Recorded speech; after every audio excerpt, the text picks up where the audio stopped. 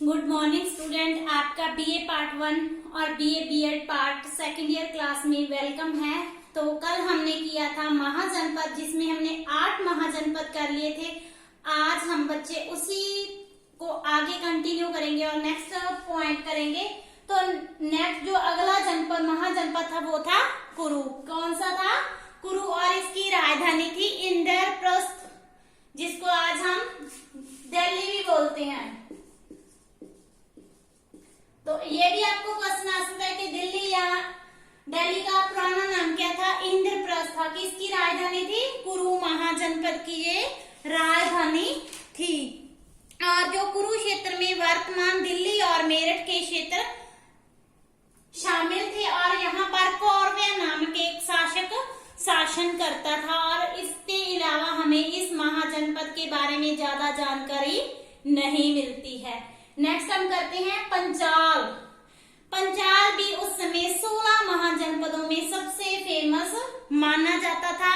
पंचाल में आधुनिक उत्तर प्रदेश के फर्रुखाबाद और बंदाऊ नामक जिले सम्मिलित थे। और जो पंचाल था वो 2 भागों में विभाजित था, उत्तरी पंचाल और दक्षिणी पंचाल। जो उत्तरी पंचाल था उसकी राजधानी का नाम था एक्षतर। क्या था? एक्षतर। और जो दक्षिणी पंचाल था उसकी राजधानी का नाम था कंपिल्या। और जो ये राज्य था, आरंभ में ये राजतंत्र था, परंतु 6वीं शताब्दी ईस्वी पूर्व में इस महाजनपद में राजतंत्र की बजाय गणतंत्र की स्थापना हो गई थी। नेक्स्ट हम करते हैं मत्स्य।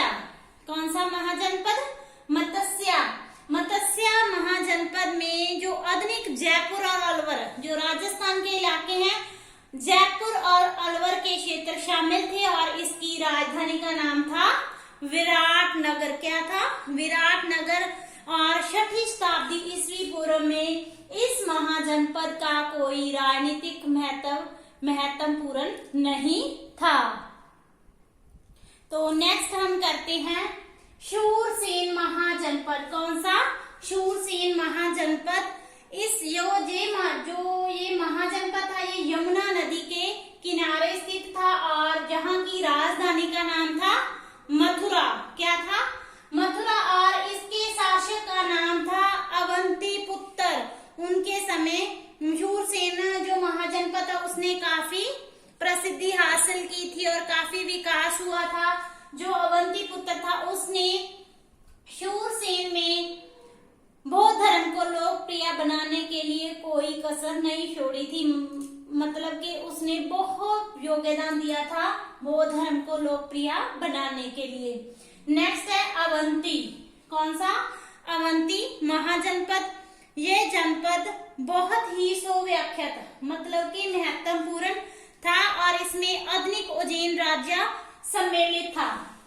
पंचाल की तरह जो अवंती महाजनपद था वो भी 2 भागों में विभाजित था, उत्तरी और दक्षिणी अवंती। जो उत्तरी अवंती थी उसकी राजधानी का नाम था उज्जैन। क्या था? उज्जैन। जो दक्षिणी अवंती था उसकी राजधानी का नाम था महेशमती। और जो अवंती का शासक था, फेमस हमने पहले भी पढ़ा है कि इसके शासक का नाम था चांद्रप्रद्योत महासेन। कौन सा था? चांद्रप्रद्योत महासेन। तो वो बुद्ध धर्म, महात्मा बुद्ध का समकालीन था। तो उसने बौद्ध धर्म के प्रचार और प्रसार में अपना योगदान दिया था। पहले तो मतलब आरंभ में तो बहुत अत्याचारी शासक था, परंतु जब वो उसकी मुलाकात महात्मा बुद्ध से हुई तो बुद्ध से मिलने के बाद वो बौद्ध धर्म का अनुयायी बन गया था। तो और उसकी जो मगध का शासक था बिंबिसार, उसके साथ दीर्घकालीन लड़ाई लड़ी थी, जिसमें जो महासेन था उसकी पराजय भी हुई थी। और उसके बाद दोनों के बीच संधि हो गई थी। नेक्स्ट आता है कंबोज। कौन सा महाजनपद आता है? कंबोज। और ये भारत के उत्तर पश्चिम में स्थित है। इसमें राजौरी और हजारा के क्षेत्र शामिल थे। कौन से? राजौरी और हजारा के। और जो कंबोज की राजधानी थी वो थी राजौरी। और आरंभ में ये प्रजातंत्रीय राज था और बाद में यहाँ गणतंत्रीय शासन की व्यवस्था हो गई थी, परंतु 6ठी शताब्दी ईस्वी पूर्व की बात करें तो राजनीति में इस महाजनपद की कोई खास भूमिका नहीं थी। उसके बाद नेक्स्ट आता है गंधार। कौन सा महाजनपद? गंधार।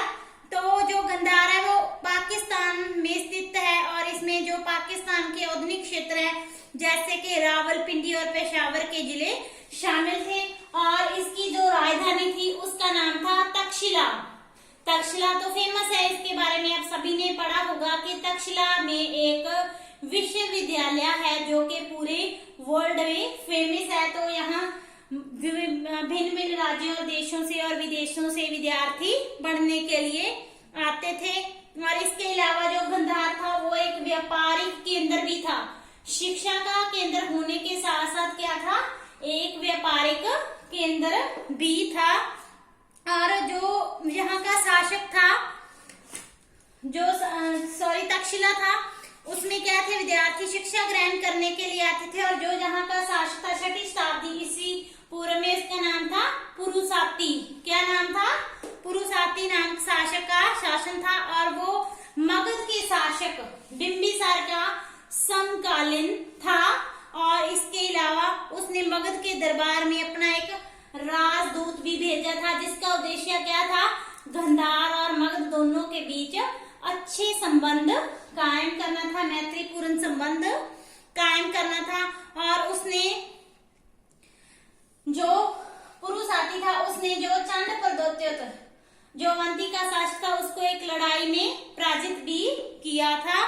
इसके अलावा 6ठी शताब्दी ईस्वी के अंत में जो ईरान का शासक था डेरियस प्रथम, उसने गंधार पर अधिकार कर लिया था और इस महाजनपद को खत्म कर दिया था। क्लियर?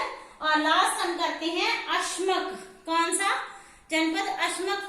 जो अश्मक जनपद है वो गोदावरी नदी के तट पर स्थित है और इसकी राजधानी का नाम पोतली या पोटन। क्या? पोतली या पोटन है। वो जो यहाँ का राजा था उसका नाम था अरुण। क्या था? अरुण। कहते हैं कि अरुण ने अपने समय में कलिंगा पर भी विजय प्राप्त की थी। तो बच्चे ये आपके हो गए 16 महाजनपद फेमस है। बहुत इंपॉर्टेंट क्वेश्चन है, इसमें कई बार मीडियम वाले क्वेश्चन भी आ सकते हैं, लॉन्ग में भी ये क्वेश्चन आपको पूछा जा सकता है। Thank you.